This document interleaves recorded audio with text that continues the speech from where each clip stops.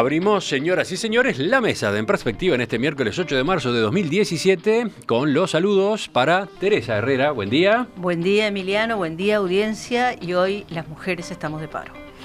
Rafael Porsekansky. Buen día para todos. Guillermo Fossati. Buen día, ¿qué tal? ¿Cómo les va? Precisamente en ese punto es uno de los que voy a discrepar. Y la medida del paro. Y dejo el cuarto saludo, que es para Karina Novarese, que está llegando. Supongo que en instantes se incorpora.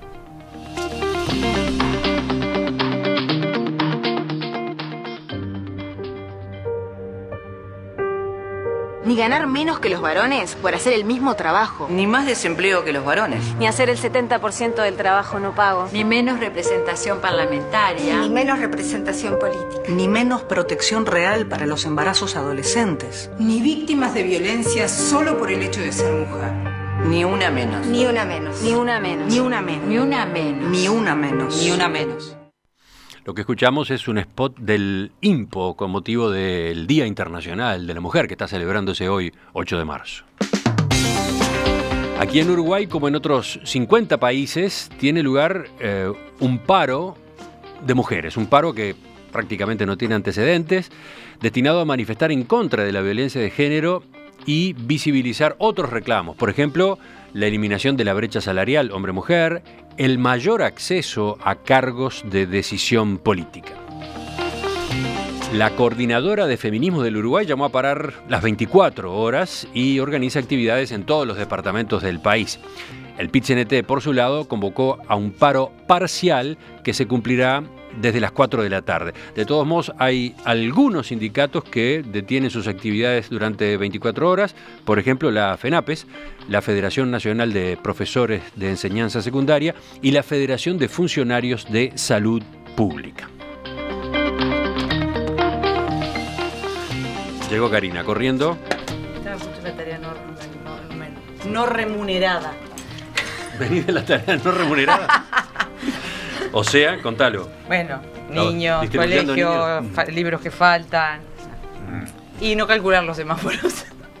Bueno, en un día como el de hoy, y ya está planteada la discusión, de algún modo la picó hace un ratito Guillermo, antes de que yo pusiera al aire esta grabación. ¿Cómo están viviendo este día? ¿Quién empieza? Las mujeres. A ver, yo lo primero que quiero hacer es, porque me parece que ha habido una cierta polución informativa sobre este tema, de la cual no me quejo. Prefiero que hablen antes de que no se hable de todas estas cosas. Pero me gustaría poder leer, es cortito, es muy cortito, cuál es la convocatoria del 8 de marzo, firmada por lo que es la Intersocial, es decir, donde está no solo la coordinadora feminista, sino las organizaciones de la red, el PIT-CNT, etcétera. Y es realmente cortito, así que, si me permiten, arranco por ahí, y después se cuelgan de lo que quieran o de lo que tengan ganas. Es decir, Dice, la convocatoria a la que suscriben todos los convocantes. Todas las convocantes. Ahí está. Organizaciones feministas, organizaciones del movimiento social y el movimiento sindical convocan a la ciudadanía a sumarse este 8 de marzo al paro por la defensa y respeto de los derechos de las mujeres y a movilizarse para convertir este día en un día de acción, resistencia y lucha. En Montevideo nos concentramos en la Plaza Libertad. Tenemos muchas razones para movilizarnos este día, razones históricas y coyunturales, razones que son la consecuencia de una desigualdad estructural entre hombres y mujeres. 7 de cada 10 uruguayas sufren violencia de género. En lo que va del año se han cometido 8 femicidios, expresión extrema de la toma de la violencia, expresión última de la violencia estructural patriarcal que se manifiesta de múltiples formas. Trabajamos sin remuneración al 65% de nuestro tiempo productivo. Del 39% del trabajo asalariado, las mujeres cobramos un 80% del salario de un hombre en igual tarea e igual formación. Es absolutamente desigual la presencia de las mujeres en los máximos organismos de gobierno, en los principales lugares de decisión. Voy a ahorrar pedacitos. No se respeta la autonomía de las mujeres para decidir las condiciones y el ejercicio de los derechos sexuales y reproductivos. Cada una de estas desigualdades se agrava por clase social, territorio, raza, etnia, edad, orientación sexual, identidad de género y o por estar en situación de discapacidad. Paramos para exigir presupuesto adecuado para combatir la violencia de género, presupuesto que garantice la atención, prevención y acceso a la justicia. Una ley integral contra la violencia de género que prevenga, atienda y repare a las víctimas. servicios legales de aborto seguro en todo el país, un poder judicial que coordine sus actuaciones para no revictimizar a mujeres y forme permanentemente a sus operadores y operadoras, políticas que eliminen la brecha salarial y promuevan la corresponsabilidad de mujeres y hombres en las tareas de cuidado, participación paritaria en todos los ámbitos de decisiones. Si paramos las mujeres, paramos el mundo. Y firman, bueno, toda una serie de organizaciones de la sociedad civil, sindical, etcétera. Y quiero decir, porque ha habido bastante discusión en torno a esto de la diferencia de la brecha salarial, esto del 20% está sacado, exactamente, tenemos acá ¿cómo se llama? La cita al pie, está sacada de Naciones Unidas, que hizo un estudio sobre las brechas salariales en distintos países del mundo. Hay uno nuevo de la OCDE, relativamente nuevo. No sé si habías terminado, perdón. Por ahora. Ya que estamos en un día de muchas reivindicaciones, mi primera reivindicación es al derecho de cada ciudadano de este país a estar o no de acuerdo con la marcha, con el paro y con la marcha. Y particularmente, ahora sí hablo a nivel personal, yo estoy muy de acuerdo con la marcha porque creo que está dando una visibilidad a determinados temas, algunos de los que leyó Teresa, otros faltan. No estoy tan de acuerdo con el paro. Esto es totalmente personal, es decir, creo que cada uno elige cómo hacer visible algunos de estos temas o todos estos temas, dependiendo de cuáles le afecten más o les parezcan más importantes para la sociedad. ¿Por qué digo esto? Porque me parece que se creó, si bien me parece muy positivo la visibilidad que ha dado todo este movimiento, todo lo que va a pasar hoy a estos temas, se ha creado también una especie de enfrentamiento para mí absolutamente banal frente a todos los problemas que acaba de leer Teresa, que no es el centro del día de hoy. ¿Enfrentamiento de qué tipo? Enfrentamientos entre hombres y mujeres, entre mujeres, entre los que dicen que esto está organizado solamente por feministas agresivas. Por eso digo que me parece que lo importante acá es la reivindicación personal. Yo puedo tal vez no es mi caso, pero puedo participar tal vez no participar en ningún tipo de actividad feminista, entre comillas, considerada como militancia, y sin embargo adherir a la mayoría de las cosas de las que estamos hablando. Y mi última pregunta, y después tendremos otras intervenciones. Cuando se arma tremenda marcha de productores agropecuarios, gremio de la bebida, gremio de la construcción, que cierran todo el Palacio Legislativo, ¿por qué no escuchamos toda esta locura y estos señalamientos durante días de que van a salir, como dicen, las locas, en este caso serían los locos? Me parece que eso sí es una muestra de que todavía nos falta mucho por recorrer en este país. Yo, en primer lugar, me alegra escucharte porque justamente yo creo claramente que la marcha en sí está clara, la causa es absolutamente justificable. No comparto lo del paro, no entiendo, me pregunto cuál es el tipo de efectividad que pretenden encontrar con el paro, que entre otras cosas atenta contra parte de lo que señalan, porque precisamente se presentan como un grupo, como el lema lo plantean como el de ser solidarias, y al mismo tiempo en el paro se está dejando entrever la no atención, por ejemplo, de aquellos que requieren cuidados. Y después particularmente creo que se meten tantas cosas en la bolsa que al final se desdibuja la esencia de lo que se pretende. Porque cuando uno mete realidades, cosas tan distintas como por ejemplo todas estas muertes y toda la violencia contra las mujeres, que es algo tan fuerte y que merece realmente una consideración muy especial. Y de allí salimos a planteos, como estaba leyendo hoy de mañana, como por ejemplo decir las mujeres dedican un promedio de 21 horas por semana al cuidado de niños entre 0 y 3 años, en tanto los varones un promedio de 14 horas. Y ¿hay algo de sorpresa en eso? ¿No será eventualmente esta diferencia entre hombre y mujer un atributo, una característica positiva que tiene la mujer? ¿A alguien le puede sorprender que las mujeres dediquen más horas al cuidado de niños de 0 a 3 años y que lo planteen como uno de los aspectos que lo entienden como una injusticia? Me parece que existen diferencias. No se pueden negar las diferencias entre hombres y mujeres, las hay. Yo creo que, por ejemplo, uno podrá decir, bueno, pero estas son diferencias que se han ido instalando culturalmente, así han ido creciendo y entonces generaron estas diferencias. Entonces no es que exista una mujer que es más sensible que el hombre para determinadas cosas, sino que se fue haciendo más sensible porque la fueron haciendo más sensible. Y me parece que hay un extremo, en el extremo de eso se entra casi en el absurdo. Por supuesto que mientras hablaba perdón. Guillermo, tanto Karina como Teresa hacían gestos. A mí me parece que hay que entender cuál es la etimología de las situaciones. Es decir, tenemos violencia de género porque pasan otro montón de cosas atrás y por eso incluso la discusión de que tiene que ser tipificado y analizado. ¿Por qué? Porque las mujeres somos asesinadas por razones bien distintas a las cuales se asesinan los hombres y tenemos una vida bien distinta a los hombres. Y yo les voy a hacer una pregunta que últimamente la estoy haciendo, que reconozco que es bastante terrorista, pero que me parece que ilustra bastante. A ver, varones, ustedes cuando salen a la calle, ¿tienen que preguntarse cómo están vestidos? A ver si cuando pasan por algún lugar no le dicen una serie de barbaridades. Varones, ¿a ustedes alguna vez les mostraron los genitales? Varones, ¿a ustedes alguna vez les tocaron el traste? Varones, ¿alguna vez los apoyaron en un medio de transporte público? Entonces, claro que la vida de las mujeres es distinta a la de los varones, pero es distinta a la de los varones porque tenemos un orden de género que hemos naturalizado. Yo esto del acoso callejero reconozco, y eso que soy feminista, reconozco que recién lo desnaturalicé en los últimos años. Durante casi toda mi vida lo tenía como algo, bueno, que no hay más remedio que bancárselo.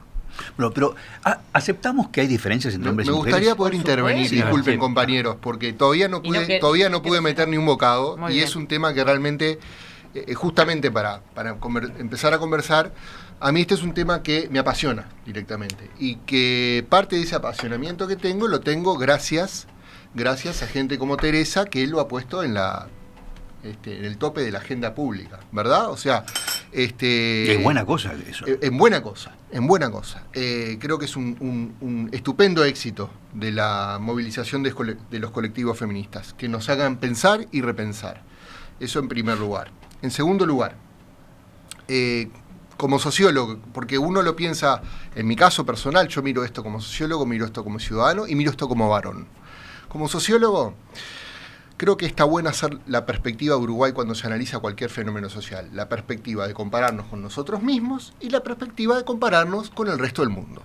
Si nos comparamos con nosotros mismos, con nuestra historia, Uruguay está muchísimo mejor, pero muchísimo mejor que hace décadas.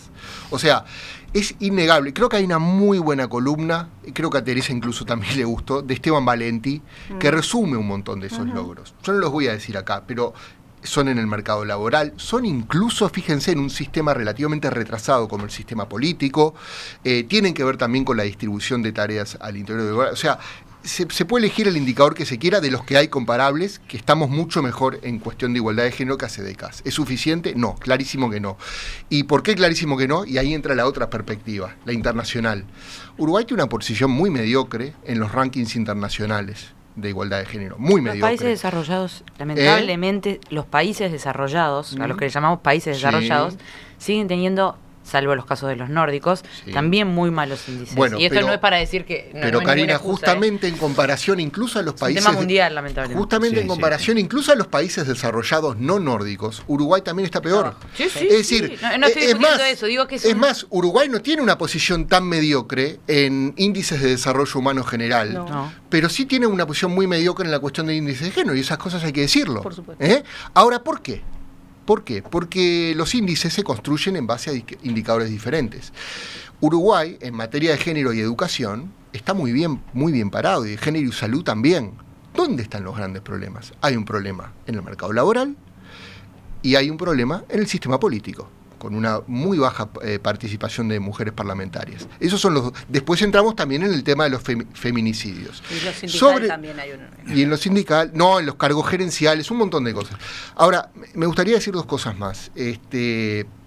Creo, Guillermo, hay una cosa que dijo Guillermo que es cierta. Se metieron muchas cosas en la proclama y cosas que están correlacionadas, pero también exigen análisis diferentes. Como se meten en una proclama el 1 de mayo, no sé. Claro, pero yo no lo estoy criticando, lo que estoy diciendo es, hay que pensar con muchas cabezas, porque por un lado, hay un No, machismo. pero puede desmerecerla. No, yo no sé, yo no creo que la desmerezca. Si metes muchas cosas, les digo. Lo que sí quiero decir es que hay, por un lado, un machismo no violento, en el que todos tenemos que pensar. Por ejemplo, yo le citaba a Guillermo un pequeño ejemplo. Cuando uno va a comprar un regalo para bebé, en las primeras etapas, el vendedor o la vendedora le va a decir: ¿es nena o varón? ¿Por qué? Porque si es nena le vamos a elegir una prenda rosada y si es varón le vamos a elegir una pelota de fútbol. Hay pequeñas cosas que van construyendo identidades de género diferentes y que luego micromachismos, exacto, y que luego terminan en que, por ejemplo,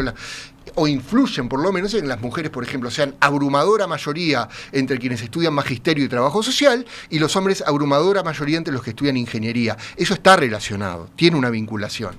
Ahora, pero eso parece una renegación de la realidad. Tiempo, ¿no? ¿Sí? Y junto al micromachismo tenemos Karina pide la palabra. El machismo violento. No, porque ahí hoy no me trajo hace tiempo que no trae, está medio laxo, acá Emiliano no trae más. Está difícil de manejar los tiempos hoy, está difícil. A ver, podemos hacer tema único. Por eso decía al principio. Si quieren pongo un minuto per cápita. Por eso decía al principio que cada mujer y cada hombre o cada género elige su lucha, entre comillas. Si me preguntás a mí, hoy no estaría hablando de rosados o celestes, pero esa es mi opinión personalísima. Sí estaría hablando de algo que rompe los ojos, que sigue siendo el acceso al trabajo desigualitario, el mayor desempleo de mujeres y la brecha salarial. Porque son los temas que me interesan. No estoy discutiendo lo que vos decís. Está vinculado. Tiene una correlación. Todo tiene una correlación. Y tiene correlación de siglos. Vinculado. No, pero no puedes abarcar todo. Podemos agradecerle a nuestras madres, a nuestras abuelas, a nuestros padres y a nuestros abuelos, algunos, que estamos en una posición mejor también. Lo que yo estoy diciendo es: esta fecha, más allá de la consigna amplia, que puedo estar en algún punto de acuerdo con Guillermo, tiene que ver con lo que cada uno quiere plantear. Entonces, cuando yo el otro día me puse a leer un poco más cifras específicas sobre brecha salarial, y me cayó una cantidad de gente enojadísima, porque querían saber pelo a pelo cuánto gana un médico contra un médico, un abogado. Los estudios no se hacen pelo a pelo, los estudios se hacen con promedios, se hacen como sabemos, ¿no? Entonces, como es el tema que a mí me interesa, ayer estaba leyendo qué cantidad, no solamente en Uruguay, ¿no? Para decir, este estudio no creo ni que esté en Uruguay. ¿Cuántas mujeres están en cargos de las que se llaman las 500 compañías gigantes del mundo, ¿no? Pueden ser la Fortune o cualquier otra. Pero en este caso es los CEOs, es decir, los presidentes máximos, 5,4%. Entre las mayores ganadoras, 9,5%. Las que están en los directorios, 16,9%. Y ahí sigo. Pero Karina... Y ahí me van a acusar, solo te interesan las que están en cargos superiores. No, me interesan el fenómeno mujer laboral después que nuestra fuerza de trabajo educada es mayoritariamente femenina. Entonces quiero ver las paridades en eso, no porque quiera ser igual a ningún hombre. Y además, termino...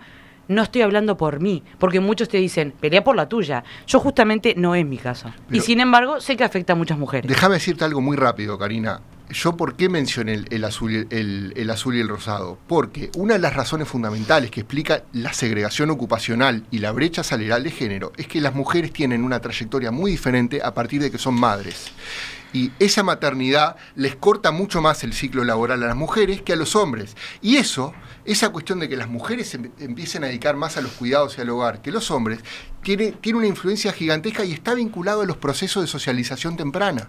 Por eso yo hago hincapié en que el rosado y el azul es muy importante tener en cuenta. Yo digo, porque en definitiva también podría entenderse que se está atentando contra el principio de la realidad. Es decir, hay ciertas cosas que, porque uno entras a rascar y decir, bueno, hay factores culturales y factores adquiridos tempranamente y un conjunto de condicionamientos que se han ido a lo largo de la vida por el cual finalmente el estado de situación final no es deseable. Y entonces, para poder revertir todo esto, en la esencia, no lo podés hacer cuando está todo instalado, sino que tenés que hacerlo tempranamente tratando de que el resultado final sea distinto al que es. Entonces, uno piensa de esa manera, decir, bueno, también eso puede entenderse como negar parte de una realidad que si la mirás de otra manera, en el complemento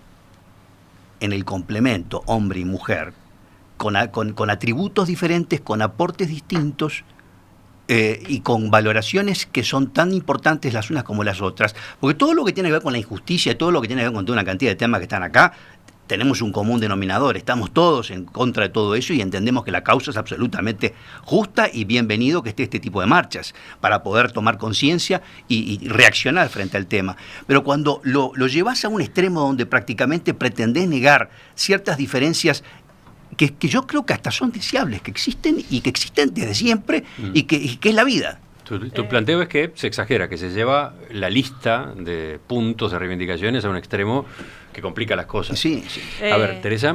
Yo creo que las causalidades uno tiene que saber analizarlas. Yo lo he dicho muchas veces acá, ¿no? Lo que más nos horroriza, lo que más nos asombra, lo que más nos duele, por supuesto, es el femicidio. Pero eso no significa que el femicidio sea una cosa en sí misma. El femicidio es el final de un proceso que se inicia con el celeste y el rosa.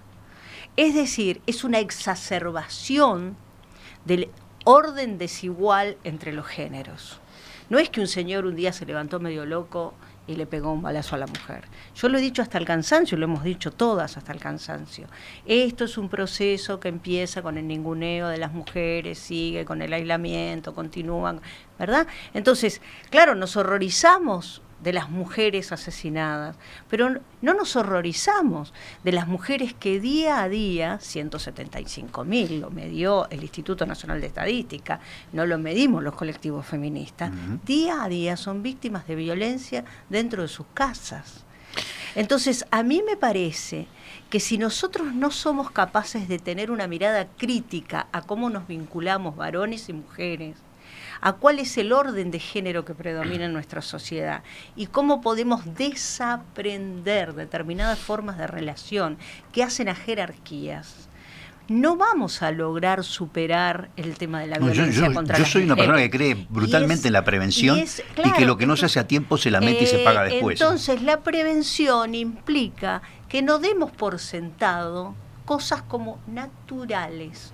No es natural que las mujeres nos tengamos que hacer cargo mayoritariamente del cuidado de los niños y de los ancianos. Yo creo que es natural que una mujer ponga más horas en la atención de un niño de 0 a 3 años y que es una buena cosa y que es una sensibilidad femenina que se transforma en un atributo, una condición, una característica que la jerarquiza. Y no lo veo como un menos, sino como lo veo como un más. Este es un punto de discusión. Tengo cantidad de mensajes de los oyentes que ahora veremos cómo incorporamos. Este es un punto de decisión Pero dice personal. Rodrigo, por ejemplo, uno de los oyentes, sin duda hay machismo en esta sociedad. Hay que cambiar la sensibilidad de la sociedad sobre esta y otras discriminaciones.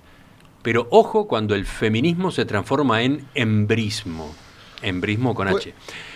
Puedo cambiar, dice él que es un hombre, yo puedo cambiar pañales y dar la mema a mis hijos. Pero de 0 a 3 años es fundamental que se afiance el vínculo madre-hijo. Yo, agrega, yo no puedo amamantar. Y en la mayoría de los casos, esto sucede. Yo no veo que las mujeres estén protestando porque tengan que darle de mamar a sus hijos o criar a sus hijos. Es algo que la mayoría, porque también tenemos casos de mujeres que o no quieren ser madres o cuando lo son no cumplen con, digamos, su papel de madre, o no pueden cumplir con su papel de madre. Esos son casos particulares. Esa no es la discusión realmente de hoy. Yo estoy hablando aquí por mí, y de vuelta digo, estas son luchas personales y reivindicaciones personales. Jamás cambiaría la forma en que me relacioné con mis hijos, o el tiempo que les dediqué. Creo que estamos yendo un poquito más allá. Estamos diciendo cada vez más, por suerte, la crianza es compartida de verdad. Eso ya vemos diferencias entre lo que era la generación que me crió a mí y la que yo estoy criando, y se va a hacer todavía diferente en la de mis hijos. Y eso está evolucionando positivamente. Por supuesto que nadie dice que el papá amamante con una mema para que la madre, bueno, tal vez en algún caso alguien lo querrá decidir, pero son decisiones personales. Por eso digo, el escándalo de hoy, yo no lo entiendo, el escándalo de algunas personas, porque lo que hoy se sale a manifestar son reivindicaciones en algunos casos personales. Y lo que vamos a ver en la marcha de hoy no es un feminismo genérico. vamos a ver muchos tipos de grupos de personas que reivindicarán, algunas más por la violencia, algunas más por la brecha salarial, algunas más por no me acoses por la calle. Venía escuchando la entrevista de Emiliano con la ¿cómo es el nombre? Con la dirigente del Zunca, y ella decía, y me pareció impresionante cuando ella decía, sí, por un lado están las mujeres que protestan y por otro lado están que mis compañeros que me dicen pasan por ahí porque están bajoneadas y quieren que les digan algo. La verdad, ahora, yo no conozco mujer Karina, que quiera que le digan una grosería para que le levanten el ánimo, pero bueno, capaz que existe. Karina, a mí me parece importante lo que tú dijiste. A mí me parece una forma de pensar. A mí me parece importante lo que tú dijiste al comienzo de tu intervención, en tu primera intervención. ¿Por qué me parece importante? Me parece que mi primera intervención, dicho sea, ha quedado clara que yo, mi postura sobre la existencia de un machismo y que es un fenómeno muy complejo y que es un fenómeno que debe ser tratado. Y no solo estoy hablando de los feminicidios, que ni hablar es un tema gravísimo. Ahora, vamos a empezar con algunos matices. Vamos a dejar los matices para dentro de unos minutos, porque estamos en la hora de la pausa y si no, va a quedar para demasiado tarde.